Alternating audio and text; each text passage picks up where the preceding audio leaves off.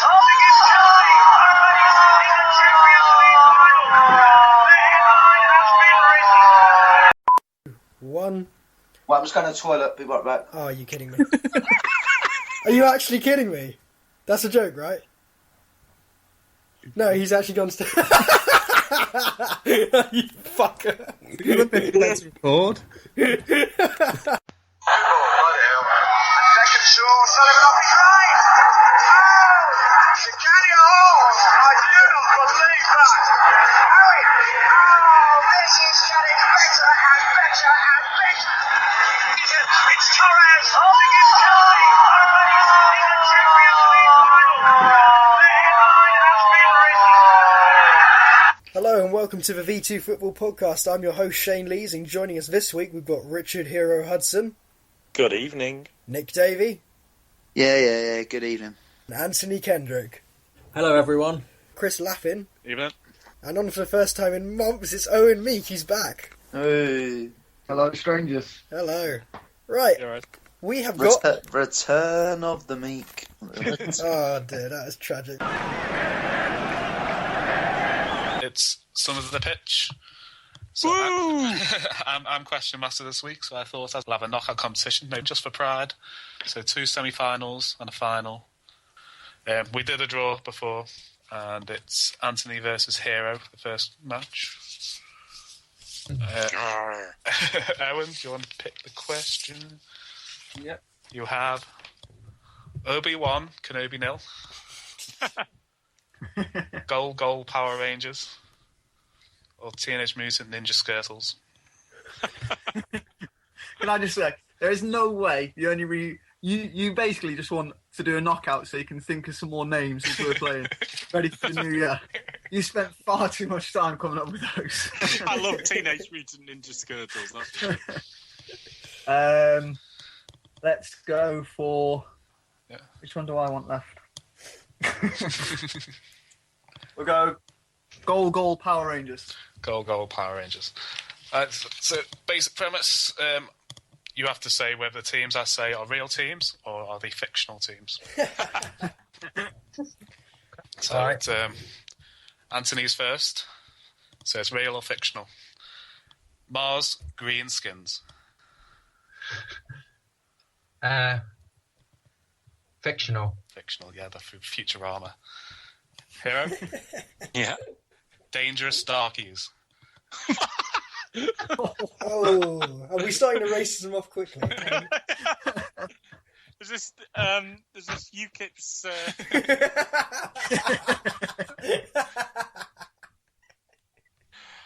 I'm gonna go for real. Real, yeah, they're from a South African team.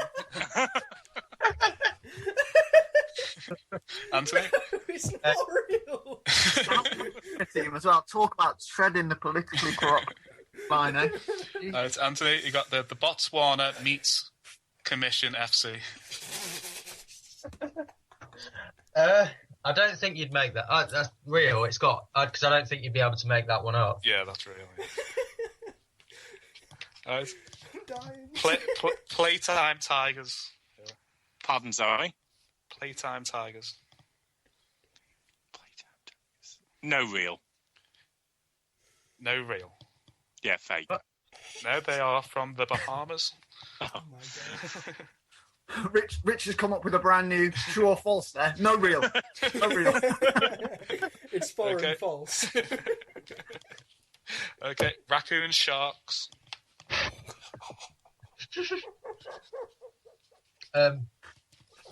Real. No, they're from Resident Evil Outbreak. Thank God. Okay, Hero. Biozombie FC. Fake. Yeah, they're from the film Biozombie. Okay, Naughty Boys.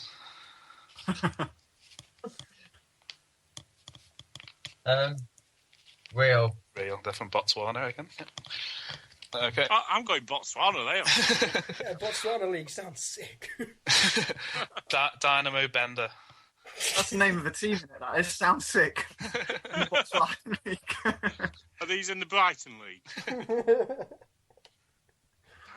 Bender. fake. No, they're real from Moldova. I was thinking they're going to be off Futurama as well, then. The London Silly Nannies.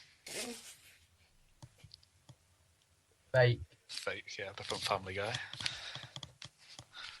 And FC Brest. They're real. They're real. Okay, so Sundef. Anthony. Okay. SUK Dickoff. Fake.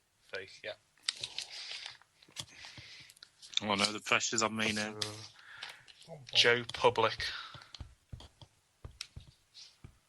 Fake. They're real. They're from Trinidad and Tobago. Oh, so Well done, Anthony. Anthony is the winner. So much skill there.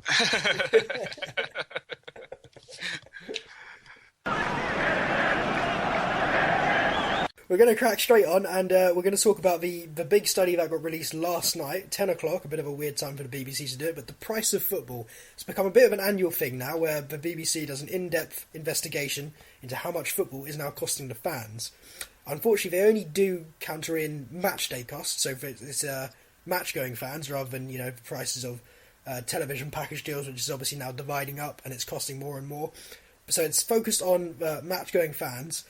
And the general consensus is that the majority of prices are frozen or slightly reduced. However, the actual effect on the average matchday fan is it's going up. Okay, so let's just get our initial thoughts on this study so far. Well, my favourite bit was the fact that the cheapest season ticket of the top 5 leagues in England was Eastleigh, which was £114. And the cheapest ticket for Bayern Munich is actually cheaper than that. Yeah. It's I think it's hard, isn't it? As we said before we came on, you've got to surmise. We don't get all of the details on this in terms of how many Bayern Munich tickets, season tickets, are that price. If there's 30, then it's not really that grand a thing, is it? But if there's hundreds available, then you're kind of looking at it and thinking, wow, German fans have got it very lucky indeed. So it would be nice if some of the stats, I don't think the statistics that we're actually given have changed too much in terms of the topics and the tickets that are spoken about are the same every year. We don't actually see very much new data. Well, you've always got to take statistics with a pinch of salt, obviously. What's the old saying? It's lies, damn lies, and statistics. They're always a bit inconclusive, but you have to look at as much of the details as you can. This is the closest we're going to get to facts in this whole... Because the Premier League just lies like crazy. The clubs lie like crazy about how good it all is, how we're getting ripped off and it's for our own good. I think the big thing is it's been spun, especially by the Premier League themselves. It's been spun as being a good thing in terms of the season ticket prices being frozen. Premier League are talking about, we must be doing something right because record occupancy is at 96%. And they're talking about how the BBC only focus on single match tickets, where, when 2/3 of attendances are season ticket holders. But for me, the biggest statistic to come out of this was simply the fact that the BBC ran with their headline, most price of football, most tickets frozen or reduced. And then when you actually look at the percentages, it was 51.91 of tickets were held, 18.09 of tickets were reduced, and 30% of tickets had become more expensive. So actually, there's more tickets going up in price than there is going down, and that's really this we need to look at. We've been saying for 5 years tickets are too high. So for the clubs to just come out and say, well, we've frozen them, fantastic, that's great value. Well, you're wrong. It's not great value. It was poor value in the first place. If you want poor value, think of Hull City, or Hull Tigers as the owners want. Hull fans paid £26.36 for every goal they saw their team score last season. Damn. See, I'd like to quickly go back to something, Owen, you just said about how the Premier League said it was 96% attendance. So, it's still high, and that means, therefore, fans are still accepting these ticket prices. Yeah. But this is where I think they've made a terrible mistake in accidentally showing their hand, where they see fans as customers first and not fans. Because here's the thing, fans will turn up whether or not they're paying through the roof. If a fan can afford it and a fan is loyal, which is what a fan is about, it's about a club, it's about a community, the fan will pay the money. They want to go and see their team. It's not like a customer where they're going to go, oh, which one am I getting the best value for money for? Shall I be a Chelsea fan because I'm going to pay less than I'm going to pay? Oh, that's not how it works. So, but I think therein lies the problem with both fans and the Premier League hierarchy, in the sense of fans can't be willing to accept it. They have to look at it and go, the Premier League are arrogant enough to see us as customers, and if that's how they want to play it, then we will act as customers. Yeah. And they need to. This whole 20's plenty. Now, it's fantastic. I love the fact fans are showing their hand and they're saying, we're not going to accept this. We're going to demonstrate. All right, well, that's brilliant. But to demonstrate, you're having to pay to get into the ground to hold your banner up. So you're not actually solving your issue. You're not actually really doing anything to try and create any real change in the game. To create change in the game, you have to stop going to the football. Unfortunately, just like in the 80s when people would go on strike, you'd get scabs. People who suddenly go, oh, look, there's available tickets to go and buy. It would take a real galvanised, almost unionised effort to get all these fans to stop going for enough of a length of time where they would actually make an impact. It's like protesting. I've said it before. Protesting doesn't work. It never works. 1 million people, one of the biggest protests in the world, marched against the war in Iraq, and we got stuck there for over bloody 10 years. Protesting doesn't work. Striking can work if you do it effectively. And in football... Like, you look at United for that, is that there's been one game so far this season that isn't members to buy tickets, which was the League Cup game against Ipswich. If you'd look to try and get a ticket on the internet for a United game, then you're looking at over £100 for a home game against whoever you play against. And people will still buy that. Okay, I'll ask a question, and before you answer immediately with what you'll want to say, do think about it a second. Do you think it's necessary for clubs to ask for this much money? Because obviously we know the Premier League is the richest league in the world, but we also know that clubs are paying the most for their fees for the average players. We also know they're paying the most wages. We know they're paying the most in agents' fees, and we know that the majority of football clubs in this country are operating either at a loss or only just about in the black. So most clubs in this country are not making money. So if they reduce their prices, it would surely put them in a very bad situation. So is it necessary for them to charge this amount, or do we see there's being another way around it? There's another way around it. Clubs don't spend above their means in the first place. If you're a club and you're going and spending, if you're Aston Villa and you're spending 100 million in a transfer window, I'd be looking at it and going, are we in a position to be spending £100 million in a transfer window? No.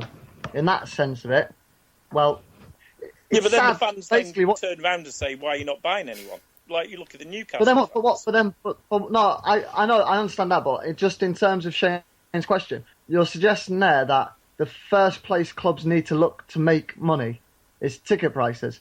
When you've just signed a £5 billion TV deal over a 3-year period, surely that's cut agents out of the game. Stop giving agents so much money. It would actually be fairly easy so much money. It would actually be fairly easy, considering what they've done with third-party ownership, to actually get rid of agents in the game. But I was just being devil's advocate there. I do actually agree with you. And for example, I think it was last year. I think it was around the same time we did this. I produced a stat which I've checked again is the same this year, which is that Man United, if they sold out Old Trafford every single home game in the season, every single one at the maximum available ticket price, they would not even fund a third of their wage bill in a year.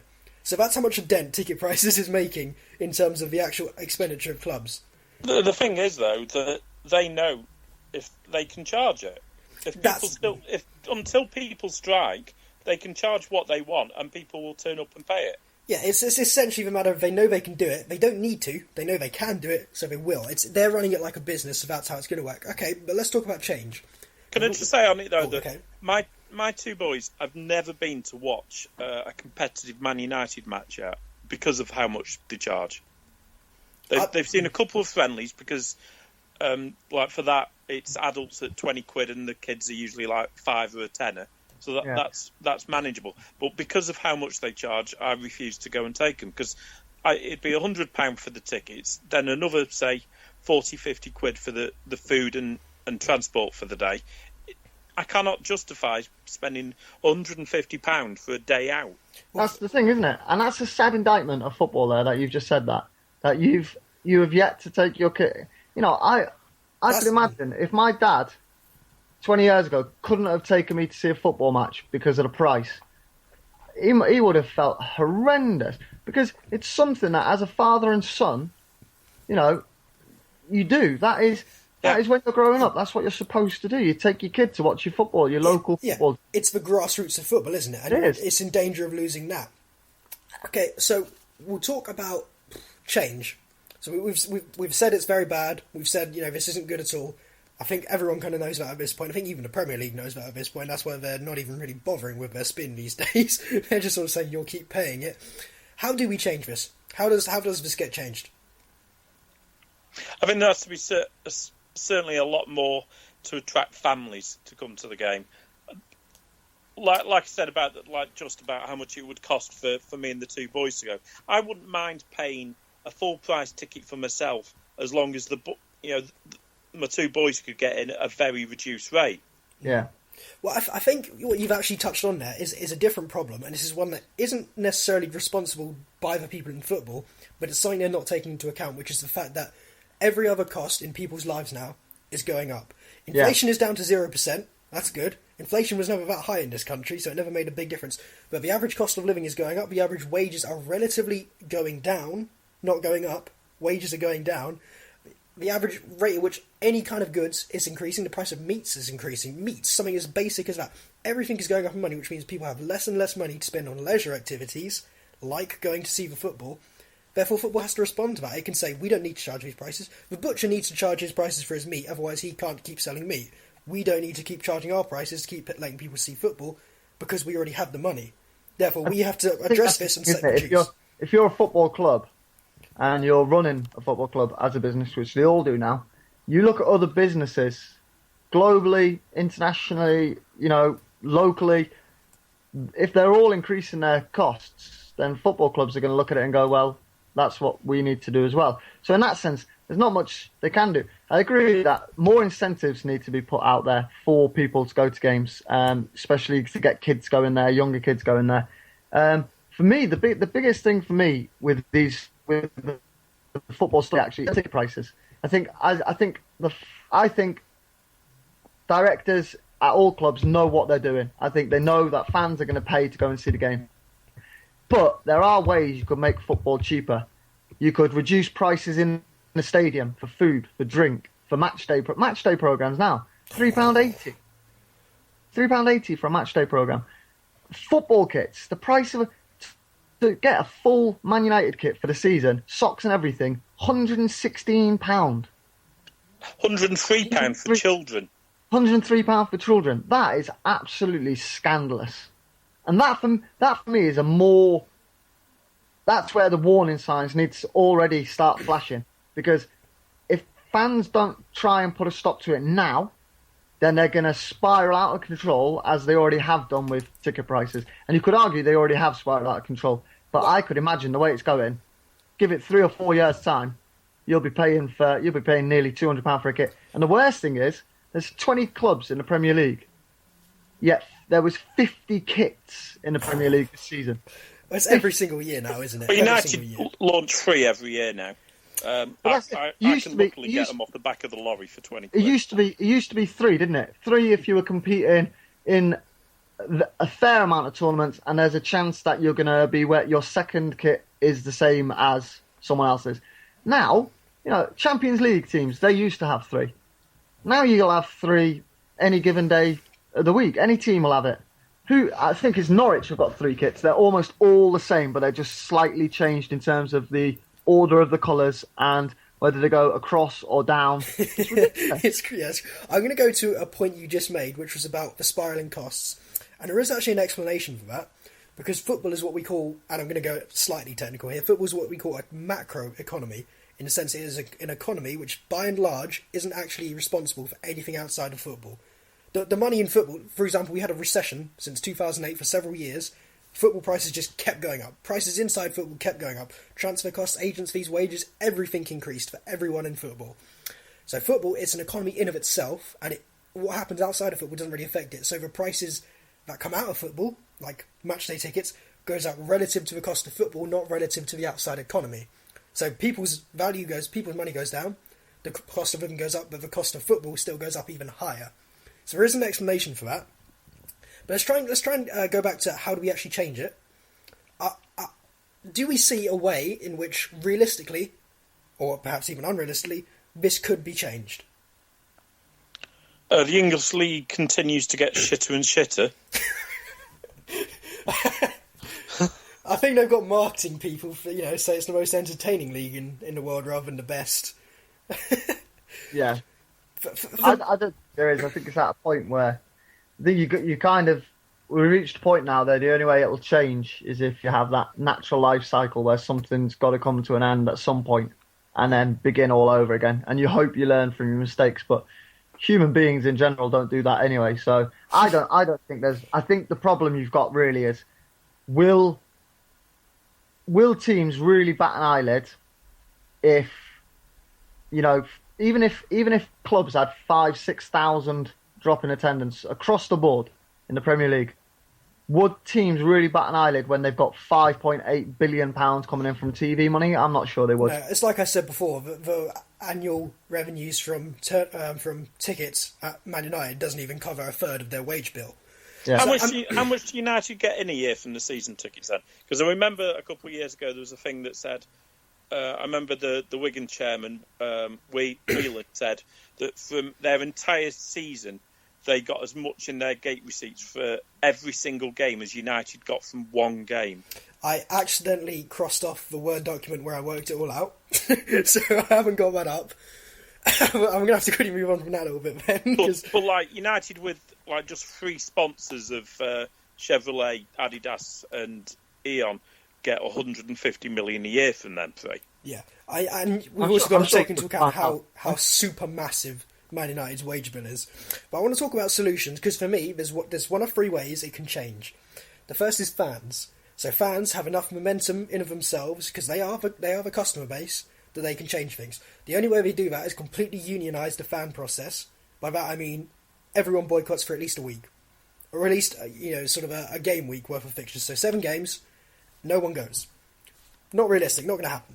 The level of organisation and logistics that would take, it won't possibly happen. So the second level, players who are not particularly in the community these days, who are not particularly in touch with fans, they have to get together and say, we're going to either donate part of our wages to a fan fund, or we are going to tell our clubs we will take less wages if you go and then put what you would have spent on us on the fans, and you reduce the tickets. Can you see that happening?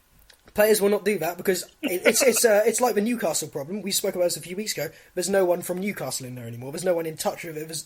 If you asked an average player what the fan is paying in ticket prices, they wouldn't know. They honestly wouldn't know these guys. They're by and large foreign these days. They don't have a lot linking them to the cities, and that's what obviously they just smile. They just smile and point at their Lamborghini. Yeah, it's not about community for them. So okay, that's neither of those two are going to realistically happen. The third option is the boards or the chairmans. They have a sudden moral epiphany and say we're gonna lower the prices because this is too much. Now you've got one of 2 situations there. Either they just don't want to do it because they realise they can keep doing it, or they want to do it but can't do it because they look at how much their club's bringing in each year and say, if I drop that amount of money out, we're suddenly in a very bad situation. Suddenly we are no longer a financially viable club, and that's how you get in really big trouble. I think that's chairman like Bill Kenwright, for instance. He's probably in that position where he says, I would like to be able to reduce ticket prices. We've got loyal fans here, but I've worked out myself, there's no way we can do this. We're only just about being competitive at the moment. There is a 4th option. There is one 4th option. My 4th option is that the government have to go. Yeah, it's the government. And the government, here's the problem with the government one, which is why I didn't mention this, because this absolutely will not happen. One, it's pretty much illegal for them to put that level of intervention on a private venture, so to go out and cap ticket prices. And 2, there is no political will to go and do it because it will not win you votes, and that's why governments do things. Will it win you votes? It will not. You will not get the fan vote because fans do not make political decisions based on who they support in football. It's based on actual politics. Could they not do it under a monopoly law? I mean, no, I don't think they could. I think, technically speaking, monopoly law would have to be under one ownership. So I think that would be if every single club was Or owned could by they the not put it under the Premier League as the... Well, actually, the Premier League do not determine ticket prices. So I don't think they could do it. So it would either be, if the government did it, it would either be illegal or it just wouldn't happen because there's no political will. So for me, unfortunately, I'm in Owen's camp. Yes, there are potential solutions, but they all rest upon the ludicrous or impossible. So Yeah, it will never happen. Just to go back to the ticket match day revenue that we were talking about. Man United's match day revenue is believed to be around 92.5 million a year from match day revenue, which really isn't a lot, actually. If you think about it, that's 3.25 James Milners. And when you work out that transfer fees for one, and then agents' fees, which, by the way, I'm just going to put this out there, agents' fees are scarily higher than people realise. Like, we've all played Football Manager, but let me put it this way. If you're signing a player for £30 million, probably £10 million in addition is going on agents' fees. If an agent asks me for an increase in his wage on Football Manager, I immediately transfer list him. Yeah, so do I. But no, so there's all those costs. And when you think about Wayne Rooney's earning $300,000 a week, now I am not that great at maths, but $300,000 a week, and that's not actually football weeks, that's 52 weeks in a year. Oh, that is... is that 15 million? I think that's 15 million. 16.4 million. Yeah, about 16 million. And let me put it this way, there's quite a few players at Man United earning in the realms of 200,000, 150,000. Yeah. So all of a sudden you start to realise 5 players and that's your entire matchday revenue gone. So it just is not making any impact, which makes me think they just don't need to charge these prices. With the other revenue in football, advertising, sponsorships, all that stuff, all that good stuff, they can not charge those prices. But on the other hand, they can, so they will. They'll get away with it. People, we're idiots. Fools love a fool, and we'll keep buying those bloody expensive tickets. But let's move on from the... On one of your favourite subjects, women's football, you can get a season ticket for that for £15. I could get a season ticket to my pub team for nothing. I think I'll keep going to them, thanks. Quality's about the same. Oh. Now, we're going to move on. Sexism crossed off our list for this week's podcast. It's not sexism, it is just shit. We're going to move on. Who are the worst fans in the league? Yes, that's a simple one. I'm not saying who the fans you dislike the most. Who do you think, objectively, are the worst fans in the league? So we're talking about things like being completely delusional, being never satisfied, being endlessly critical, having a really quiet stadium, having terrible away support. All the things where you go, I'm so glad I'm not part of that crowd. Chelsea. Yeah, that was my initial one. I don't remember, when I was younger, I barely ever remember bumping into a Chelsea fan anywhere. And now someone's always got a bloody opinion on how good they are and how they are the best club and how John Terry's a legend. And Chelsea for me. Yeah, my dad's a Chelsea fan and he says the exact same thing, so that probably gives you some perspective. But he's 40 years old and he's been it since he was like 12. So Chelsea in 1989 had an average attendance of 15,700. That was in the year that they dropped down to the second flight. I wonder what brought them all to the club. So the year before they had 20,000. So they go down for 1 year. They're dropping 5,000 off their attendance. Even when they came back up for several years, even into the mid-90s, they were still getting less than 20,000 a gate. They just came out of the woodwork, these fans. Has anyone seen, and it's been going over like social media and things, a Chelsea fan who's going absolutely mental at how things are currently going at the club? Yeah.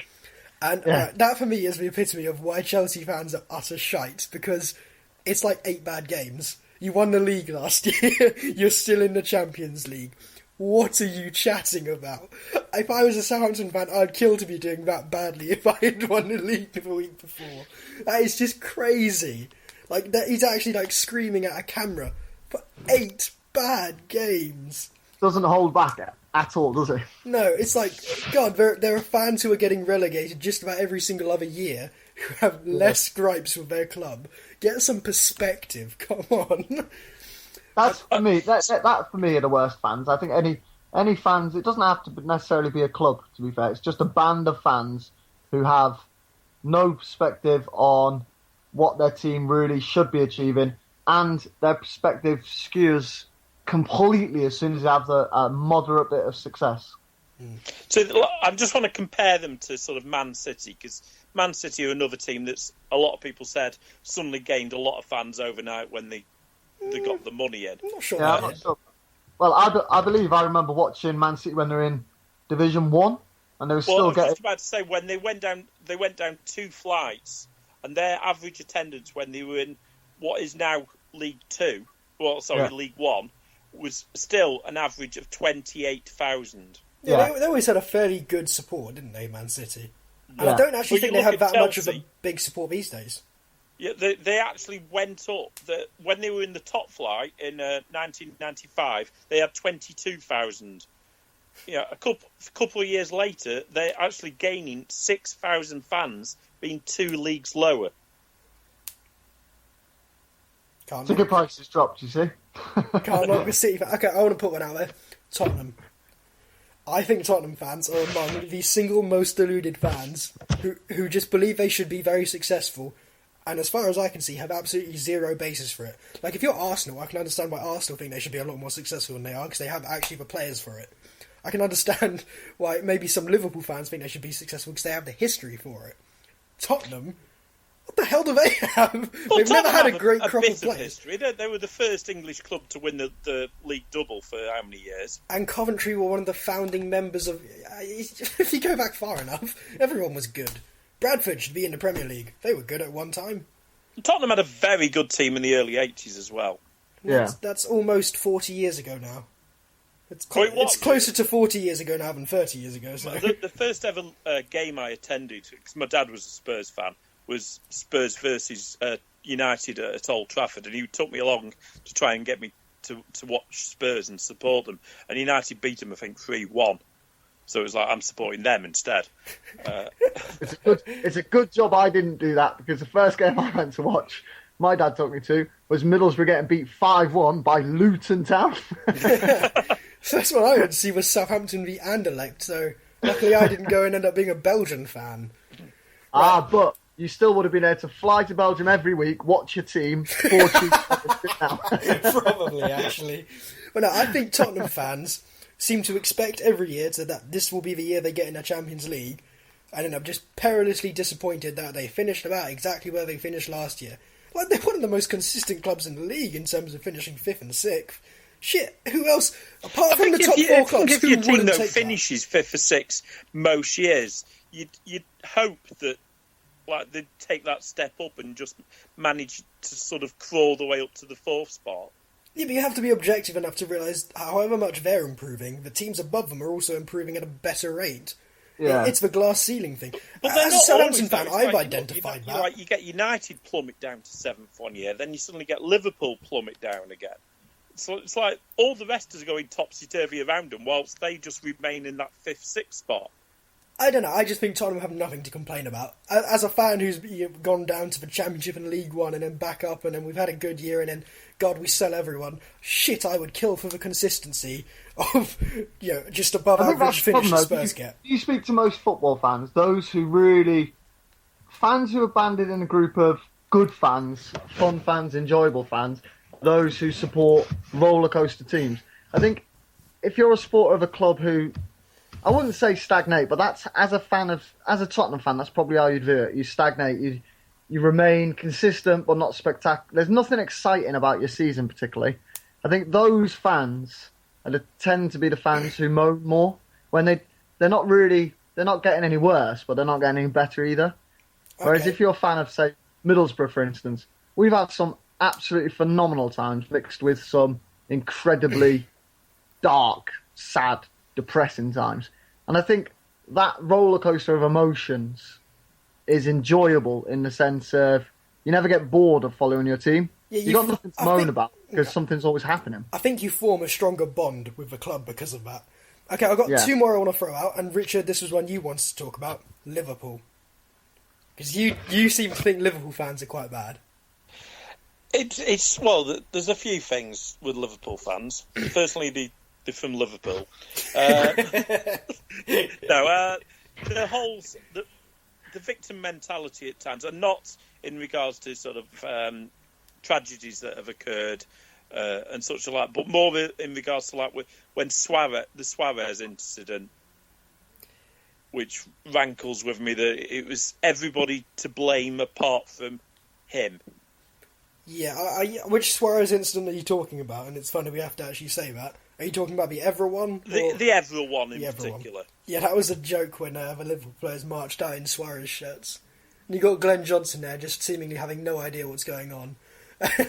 I do think you almost trod on a fairly valid point. It's one a lot of people dance around because they're very afraid of causing offence. But we're obviously talking about Hillsborough there.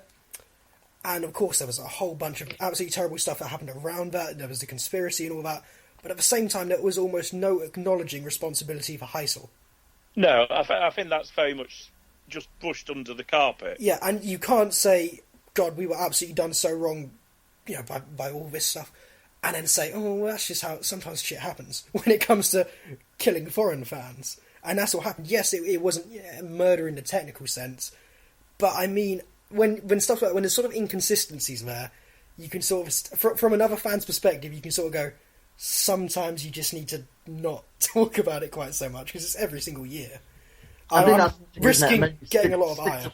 Stick to football, isn't it? Yeah. So football fans in general, most football fans should just stick to discussing the football rather than the politics that have happened around their club in previous years. Definitely. And just to be balanced there, because I'm probably going to have a few people hating me right now, Southampton, I think, are also among the worst fans, and they are my own club. Because as someone who does try and go to as many Southampton games as possible, which isn't as much because I'm poor, our home fans are dreadful.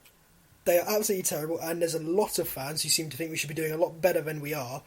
But there's also quite a lot who say, no, let's just enjoy the good times while they last. But the home crowd is notoriously poor. It is very well known for being a very dead atmosphere. I hate it personally. I try and always sit next to the crazy lot, the ones who go to the away games and are some of the best away supporters in the country. But the home fans, it's very middle class, which I think is linking in with what we said about the ticket prices, because we have among the highest low tickets. I think it's £35 is the cheapest ticket, and that's about £10 more than most other clubs in the Premier League for the cheapest ticket. So I think it's a lot of the working class fans got forced out, a lot of the city fans got forced out, and you ended up with a suburbia fans who just don't really know how to support football. Well, I remember watching Middlesbrough Southampton at St Mary's when, and I don't know if you remember this, Southampton were winning 3-0 and we came back and drew 3-3. Stuart Downing scored. Oh shit! I remember that. And I'm not joking. The amount of noise when you were 3-0 up was no different to the amount of groaning and moaning when we drew level 3-3. It was just complete. It was as if they had watched it happen every week for 52 weeks. Like, there was just no atmosphere about it at all. It was incredible. Yeah, I do think part of the thing with Southampton is because of what happened with Rupert Lowe and him destroying the club from the inside. There is a bit of it's a constant fear that we are being destroyed from the inside. Like last year when we sold all those players, there was a lot of talk about asset stripping and liquidating. Are the board liquidating this club? Are they just trying to destroy this club and take all the money they can? So I think there's almost this, if we're pessimistic enough, when the worst happens, we'll almost be ready for it.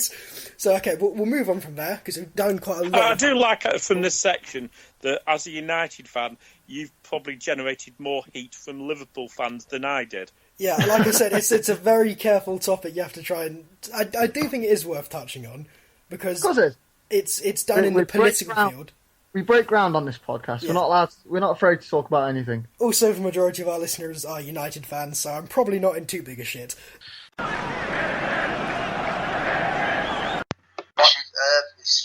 Bad Boys. Bad Boys. Appearances or we're on Bad Boys. Not appearances. No, okay. Bad Boys. Bad Boys. Like we need the song as well. We're keeping up keeping up. The bad boys to away, cause the bad boys I'll stop.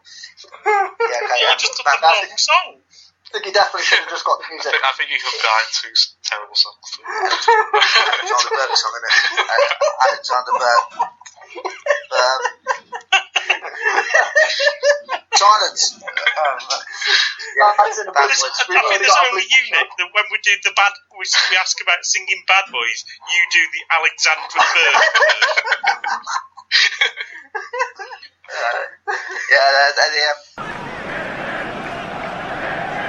Should we go with the second semi-final of Son of the Pitch? Bring it Oh, on, I'm not Owen. bothered now. I'm out. So it's Shane versus Owen. Scrap the whole thing. Well, Hero, do you want to pick the question then? So you've got Obi-Wan Kenobi Nell or Teenage Mutant Ninja Turtles. I'm going with the Skirtle one. That's brilliant. Okay, so Shane, you're going first. Good. Mysterious Dwarfs. What? Mysterious Dwarfs. Oh, is this just... Are we just doing Just what we making did a before? statement. Naming... Yeah. Okay. He's just following you. Mysterious dwarfs. Dwarfs. As in, like... Dwarfs. As in mini people. Okay, wow. Damn, that's so ridiculous it must be real. Yeah, they're from Ghana. Oh, bloody hell. Sounds like the follow-up track for Peter Andre as well. Mysterious dwarfs. Yeah. Total Big Bullets.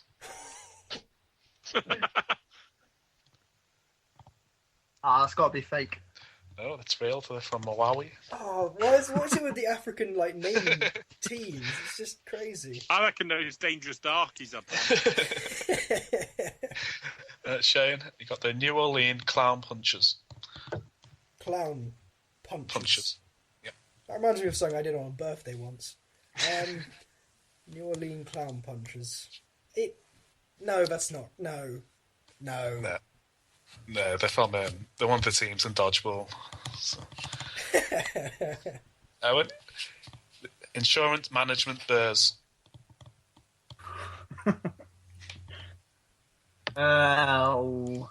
Let's go. We'll go real. Real, yeah, they're from Barbados. Okay, Shane, you got the Los Santos Benders.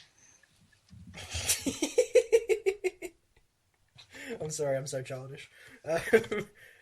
Not real. Not real, they're from Grand Theft Auto. I've been playing that game recently, so, you know, I'll say that's what that's from. So you got the Atomic Supermen. Oh. I'll go real again. No, they're from Futurama. I knew that's a basketball team in Futurama. Yeah, I know that one. I've wasted my childhood. Come on. You got Seaman Padong. Pardon? That's a porn star, surely. Seaman Padong. Yeah. I'm going to go with real because that sounds Asian. Yeah, they're from Indonesia. Oh my god, the language just does not translate so well, does it? Deportivo Moron. We'll go fake. Shane's won it anyway, hasn't he? They're real. Shane has one. Yeah. So we'll keep these last two in case there's some death. Alright, so I got Shane versus Anthony in the final. We're going to move on to our big final discussion, and this is a discussion about the state of English football. Now, we mentioned it earlier about how it's been a lot of foreign talent have come into England, and I'm just going to give you a quick figure here. 859 million is roughly what's been spent, you know, not including add-ons, and 550 million of it has been spent on foreign talent, but that is not including foreign talent that has moved in the domestic leagues. So the vast bulk of players who have come in have been foreigners, and almost no English players have moved abroad. You can count them on one hand. So the question I want to ask is English football in a good way or is it in a bad way? It's in a dire way. Okay, can you expand on that a bit? Well, just look at the example of the quality of the England side. And, you know, apart from sort of Sterling coming through, there's not many players that I think they are potential world-class players. There's just nothing coming through that excites me of English players at the moment. See, I don't particularly agree with that, in that there's nothing coming through. I just think most of the stuff that's coming through will never get given a chance. Look at James Wilson at Man United. I can predict James Wilson's career. I can predict right now. 22 years old, he moves to a much worse team than Man United. I'm going to go ahead and say that now, even though I think he is a quality player, James Wilson, and could be a quality player. Because when a team just turns around and spends 36 million on the French James Wilson, same age, I think same sort of potential, it shows that there aren't many clubs in England that have any faith in British talent anymore. And look at Southampton. We used to be the pinnacle of that just a few years ago. And now we are really moving away from that, I think. It's something I hate. We're seeing our players starting to go on loan, which is, the kind of thing Chelsea does. I don't like that at all. We're seeing just 1 or 2 English players in the first team. There's no sanctuary for the English player anymore. There's no club an English player can go to now and think, I'm going to get given a chance here. If I do my hard work, if I try, and if I turn out to be quite good, I will get given a chance. There's no club in the Premier League that is a sanctuary anymore. The issue is that it's the Premier League and clubs have to survive and have to do well in the Premier League in order to keep themselves going. I think the main problem is there's not enough English players who try and do something abroad. Like, we don't see any English players in, say, the German league or the Spanish league or the French league or anywhere. I think if more English players tried to do that, say James Wilson, for instance, if he tried to get into, a decent German side, for instance, then he might be better. I completely agree with that sentiment, but part of the problem is, you look at the other spending in the other leagues, Italy with the second highest spending league with about 400 million, which is, half of what England spent. I think the next 3 best leagues were Italy, Spain and Germany. I think added up together they only just beat what the Premier League spent. So the problem is we have this inflated rate for signing English players, we have this inflated rate for signing Premier League players full stop. I don't think these other leagues can spend that kind of money on English players. I don't think they can risk it just as much as the English leagues can. So I think it's not necessarily the problem that the English players don't want to move abroad. It's that they can't afford to move abroad. They can't afford to be bought now. They've been priced out of that kind of market. The only market they are affordable in is the Premier League market, and no one's willing to take that risk because they're seen as not proven. The problem still for me, and I bleat about it every time what's the problem with the English game comes out, is the grassroots of the game. Okay. And the quality of the coaching at an early age in this country, and the quality of the pitches that are available. The one thing I'll say about that, and I completely agree with you, there is a hell of a lot more to be done for the kind of country we are.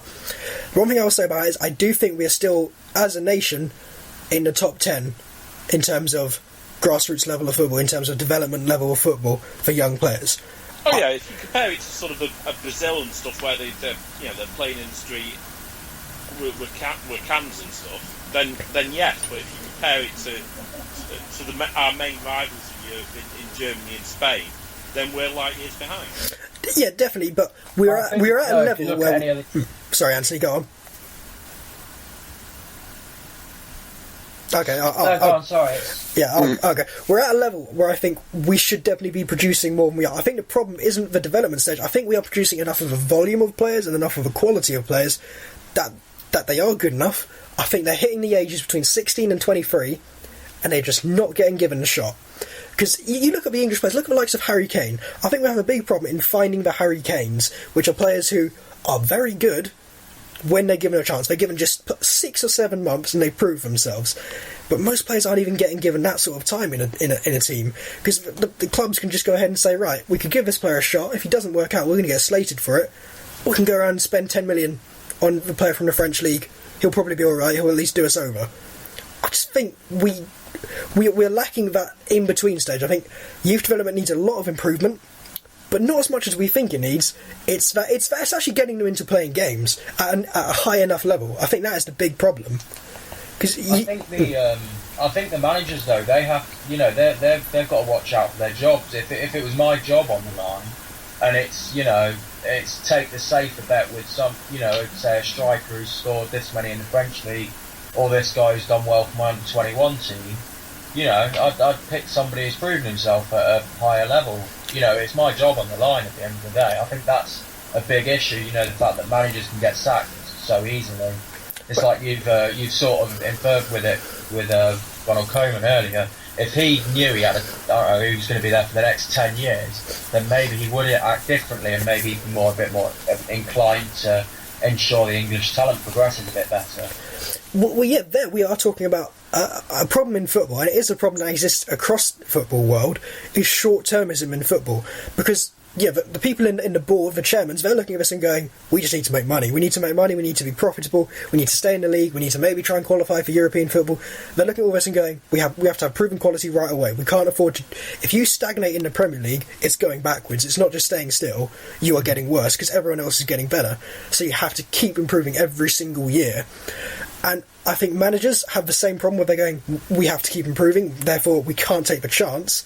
And so you have no top-down impetus to say, we need to play these players, we need to give these players a chance. And the FA, as much as they're doing slightly better work than they were doing before, they are not taking it heavy enough. They're idiots. Well, refs. The new rules they've done are an improvement, but they're just not as far as they need to be. It's not enough telling these clubs you need to start playing these players. Otherwise, we are just not going to have any kind of good national team in the future. Well, the question is, do you enforce something like the 6+5 rule or something like that, where teams are forced to play so many English players or so many homegrown players? Is it something you should enforce, or is it up to the clubs who they wish to play, whether they wish to play 11 French players or whatever? I think you definitely enforce it. I think you say you have to have at least 4 players in the first team squad, so that it's a core of players. You can't just have a token player. Therefore, you are having to develop these players to a good enough level to play in the first team. Hang on, sorry, 4 homegrown players or 4 English players? English players. The homegrown thing is just a bunch of bollocks. But if you have a 12-year-old kid, say, who's foreign but has joined your academy and grown up through it, do you not think that's okay? No, I just think straight up that's a problem, that we have foreign players in the academy. No one abroad is producing English players in their academy. The only place that is producing English players is England, and you got teams like City and Chelsea with tons of foreigners in their academy. Jesus Christ, Chelsea are producing more Spaniards than some of the Spanish clubs. That is a huge problem. Part of that is the rule that clubs can only bring in English players within a certain distance around, and as soon as that came in was when then English clubs thought, well, that only works for English players, but we can bring in foreign players and there's no restriction on it. I'd just have a straight up ban on signing under 18 players from foreign countries. Yeah, same. It's as simple as that. But then other countries would go ahead of us in, the likes, young players would then, instead of joining, a Man United or Arsenal or whatever, they'd end up joining a Bayern Munich or a PSG. Well, I'd sign them when they're a bit more better than them. Yeah, as opposed to signing them when they're 16, 17, never playing them for 5 years, loaning them out for the entirety of that 5 years, and then selling them for $2 million afterwards. That's what we're currently doing. We're not signing these young players and they're getting a chance eventually. We're just wasting them entirely. Or just do what United do and wait until they're 19 and spunk 50 million on them. Yeah, well, just because we're signing these players doesn't mean we're getting any results out of them. I think that's a big problem. I think we need quite a few things to change. We need actual legislation that enforces that these clubs play these English players. They're included in the first team squads, because it's the only way you're going to force these clubs to play them and get them out of that short-term perspective. I think we need to change the transfer window. I think that needs to change dramatically, because at the moment, a club can just look at that, even if they've got a player like James Wilson in their academy, who I think is outstanding, they can just go, we'll just spend 36 million on Anthony Martial. We can just go ahead and do that. If you put these English quotas on for English players, though, that would put the price of them up even more. Well, they'll be spending less money on foreign players, so I think it would all work out fine. No, because, say, I don't know, Sterling, would he have cost 100 million if City had to get that English player? And therefore, wouldn't that cause less English players to go and play abroad? There's not at the moment, admittedly, but then there'd be nothing. That would be the other rule I wanted to bring in, which is a transfer cap. I have never believed in this before. I've always said it's a laissez-faire market. Players should earn what they want. Clubs should be able to sell players for what they want. Then they should be able to buy them for what they want. But this last transfer market, where Man City have had one poor season, and a poor season is finishing second, and they go and spend 150 million effectively buying that league, that is a problem. That is a problem for the Premier League, because that is all competition dead there. Because even if you're a team like Southampton, like Everton, like West Ham, and you've got ambitions for top 4, at most you are getting in the top 4 for 1 year before one of those other clubs just says, we've had a bad year, we're just going to outspend everyone now.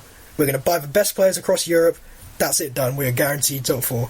I think that it's a waste. Yes, I think we still need to be the most competitive league, and I'd have a system where it's the revenue of the top club and the revenue of the bottom club, and you work it out from there, so it'd still end up being about 70 million, I think, if I worked it out, for each club to be able to spend. But the rate it is at the moment, it is not competitive, and it is promoting the lack of English players. It is promoting that we go out and buy these foreign players, because it's just too competitive in that sense. I think in that respect, though, that the moment you start putting restrictions upon the league, then the glamour of the English league and the lure of it to the entire globe as it is, because it's the biggest league in the world for what it pulls in across the globe, that will start to dissipate. You start putting forward English-based teams, then in China, in Korea, in the USA, there isn't going to be the audience for it. Exactly. And then the money starts to dry up. Tell you what, I am an ardent patriot, and I think that is fine. Because if no one else is produced, I want to see English talent succeed. I want to see English players succeed. I want to see English clubs succeed. But if we are sacrificing the Englishness of that and saying, doesn't matter, it's just about having foreign mercenaries now, we are giving up everything football stands for in this country. I do not think it is worth it just to have a successful Premier League. And I think if we are producing these players, because they will have to compete with the highest level of players, the league eventually, even though we might have a bit of a dip for a few years in quality, it will get back up to that level. Because just from the fact that these players have to compete with the David Silvas, the Lukakus, all of these kinds of players, they have to get up to that level. So I think the Premier League is now an established enough global market that it will not drop off immediately, and especially the fact that the Spanish market doesn't appeal to a lot of countries because it's Spanish speaking, German market doesn't appeal because it's German speaking. I think we've kind of got it mostly locked down now, where we can say we can make changes and we're not having too significant losses on that. I don't agree with you on a transfer cap in general. I do think there should be more financial fair play, should be stricter, and there should be more to force clubs to spend within their means. I'd agree with something along those lines. But to say to every club you can spend 70 million and that's it, or whatever amount it is, an arbitrary amount, I don't like the sound of that. But if you said to a club, yes, you have to spend and this much, or you can have this much debt, or whatever, that is more something I can agree with. As a fellow United fan, I want some rules that basically clubs can spend in what they generate. Well, I think that would all that would do is retain the same system, only everyone's spending a bit less.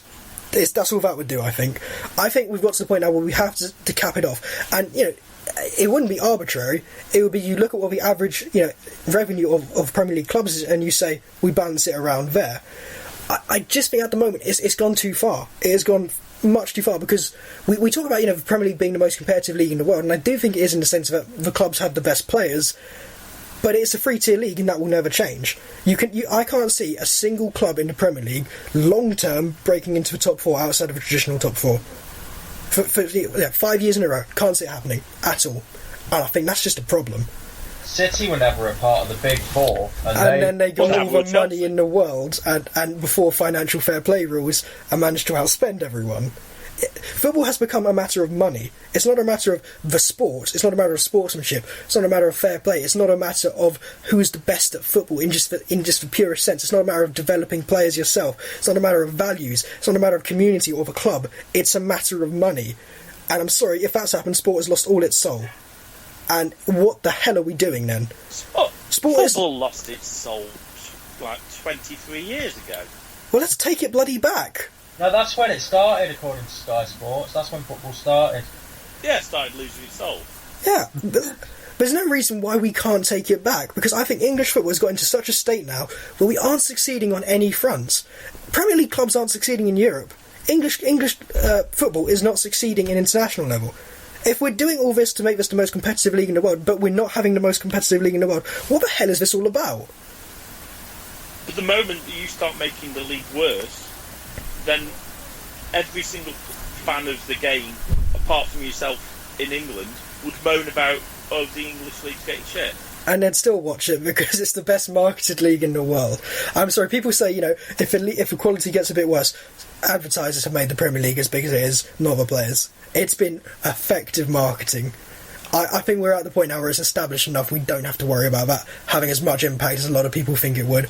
People aren't going to watch the German league because it's a German-spoken league. People aren't going to watch the Spanish league because it's a Spanish-spoken league. Look at people that watch Liga BBVA, Spanish-speaking countries. English competes because it is English. It's the best English league there is. Yeah. That's the big thing for it. So I think we can afford to do it now, and I think there's no good reason why we aren't, because we just are, there's no point anymore. We're not succeeding on any level. We are not advancing in any way. We're not advancing football in any way. So why are we persisting with this broken formula?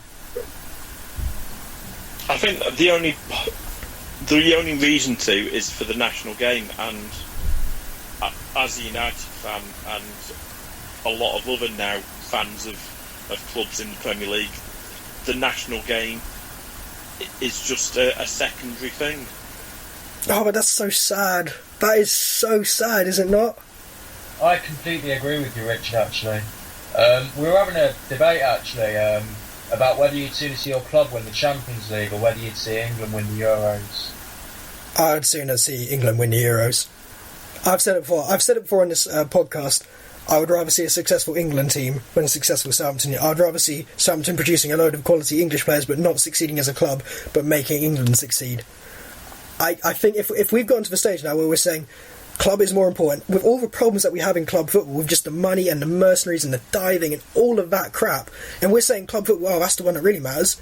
I just think we have really admitted that we've lost it. The problem is, though, that you only get that euphoria for England like once every 2 to 4 years, and it's a very small sort of concentrated time where you've got 4 weeks in which you suddenly build up your hopes, and usually for England it's about 2 weeks, so they're out after that point. But for the other 50 weeks of the year, your badge is your club badge. I think there's so much apathy toward the international game in general. I'm not ashamed to say that I care more about club football than international football, apart from, when a World Cup or Euros is on for that 2 weeks. I tell you what, I think the peaks that you can reach as sort of a high with England are far higher than you can ever get with your club. Yeah. I think if England got to the World Cup final, then everybody in the country would be absolutely up in arms. It'd be street parties, etc., which you would never get with just a club. Yeah, it's a uniting force for an entire country, international football.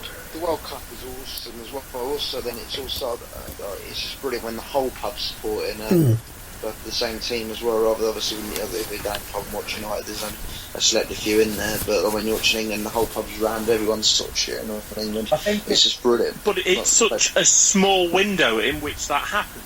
It's only the World Cup and the Euros, really. But is this not all of this stuff we're talking about? The apathy, the fact that people just aren't really infused about the international game, and the fact it's the second now to clubs. Is that not a symptom? Is that a symptom of all the crap we're talking about, or is it just there anyway? Was it always there? I think it's also part of the mentality of people now, though, that it's short-termism. The attention span of people nowadays is so small that you just forget about England until the international comes around. And I don't know what's like in other major European countries, but I wonder how the German or Spanish or Italian or whatever fans feel about their countries, other than in a World Cup or Euros. Is it the same there about their club? I would assume the same, but I think it's a case of, because they always qualify for tournaments, it's not an issue. If you look at, say, Scotland or Wales, where they're both exceeding expectations, there's a lot of excitement, especially in Wales, who have won tonight 1-0. And, Gareth Bale, the hero there. Yeah, but I'd also say for Wales, though, that they're not going to go back and go on about the Welsh League. That's true. That is... Then you look at what's gone above England and how much excitement there is there. It's great to see. But that's because it's not like where in Wales' case that it's always a struggle. It's always easy for them to qualify. It's always a struggle when they don't qualify normally. I think it's a case of exceeding expectations and doing something great. And it's the similar things happening in Scotland as well. I do disagree a little bit in the sense you look at, say, the German league as a great example of things being done right in football in a more moral sense in a way, in a lot of ways. Sorry, what I meant was the typical German fan. Does he care about the German national team, or is it same? This is what I'm trying to say. You look at someone like Bayern Munich. even a big club like Bayern Munich has a sense of responsibility towards the German national team. They have it. It's part of their sort of mantra. It's two for the German team, two for the club, two for the league. It's a wider system. They don't just think what is best for Bayern Munich. They go what is best for Germany too. We have to have that responsibility, and all the German clubs have this combined sense of responsibility. It's all part of the national game. It's not just the Premier League or the international game. It's all a part of it, and that contributes to it because they're cheering on German players every single week. It's a universe of it, so to speak. Well, their psyche sort of went through that thing a few years ago, and it didn't work out that well then. Well, okay, yeah, but we don't have any. Like I said, with the whole debate we've almost had here, is it the Premier League or is it the national team? In a lot of countries, that isn't a debate. It's both. You go, it's all part of the same thing. We just can't identify that in England. And I think that is, again, just another symptom of all that is wrong at the moment in English football. And that we are doing so many things right in terms of we're expanding the game to broader horizons. We've got lots of good foreign talent. I think that is a good thing. And, it's the best marketed league in the world. All the clubs are now starting to turn a profit. That's great. But if we are sacrificing that on the altar of everything else, it's not worth it anymore. It stopped being worth it a while ago, I think. Well, I think that the only way you start at it is at the very bottom, and that's not been addressed, and still is not being addressed. I don't think it's one solution solves this. I think things like grassroots level, things like changing the transfer window a little bit, things like changing the rules about which players, how many players you play in each team. I think it's a lot of little things. It's an amalgamation of small solutions that would otherwise, solve the bigger problem. I don't think there's one solution to it, and I don't think we're actually anytime soon, especially, going to solve this problem. So, bit of a bleak ending.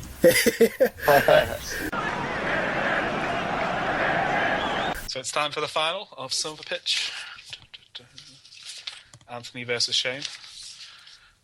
Did you do your own climactic music then? Yeah. He did a bit more than this. I expect the cup to be made out of wood. So Anthony. Yeah. You've got FL Fart.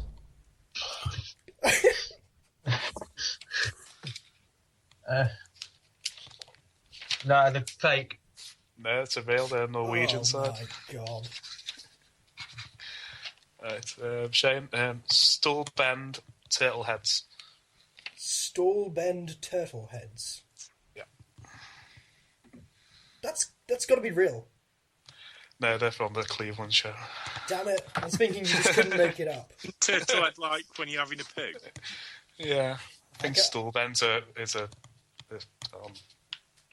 I don't understand any of that well. reference, so that's why I didn't get it. All right, Anthony. The New York Mammoths. Fake. Fake, yeah, they're from The Amazing Spider-Man. Deportivo Wanker. What? What? Deportivo Wanker.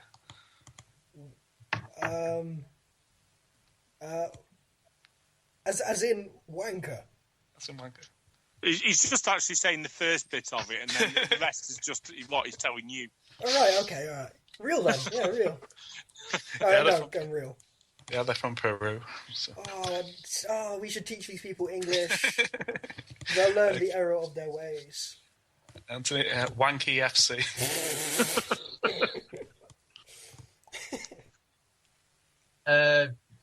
Real. Real, yeah, they're from Zimbabwe. That's ridiculous. KFC Winter Slag.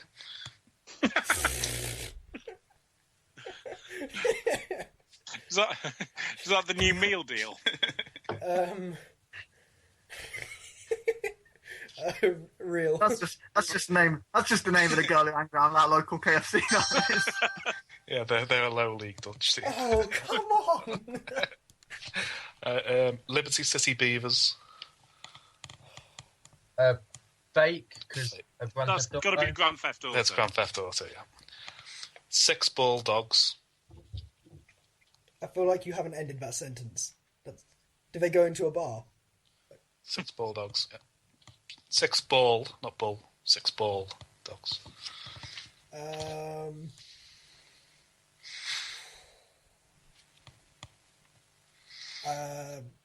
Real. Yes, they're from Grenada. I can't decide. They're all so bad. Thailand tobacco monopoly.